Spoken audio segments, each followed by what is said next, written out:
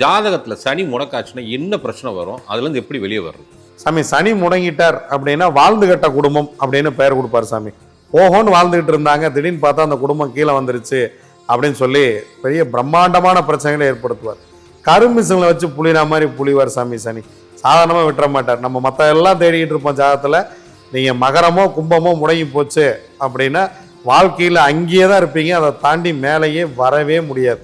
நீங்கள் என்னென்னமோ பண்ணி பார்ப்பீங்க. சனி பகவான் நீதிமான், தர்ம தேவதை, கர்ம காரகன். சனி பகவான் முடங்கி விட்டால் ஆயுள் முதற்கொண்டு பிரச்சனை செய்வார்.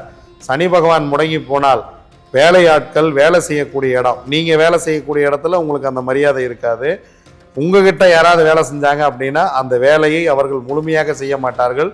நீங்கள் ஒன்று சொல்லுவீங்க, அவங்க ஒன்று செய்வாங்களே தவிர நீங்கள் சொல்கிறதையே அவங்க சரியாக செய்ய மாட்டார்கள். தொழில் வளர்ச்சி இருக்காது. ஒரு விஷயத்தை கரெக்டாக பண்ணணும்னு நினச்சிங்கன்னா அந்த வேலை அவ்வளவு சரியாக இது நடந்து முடியாது.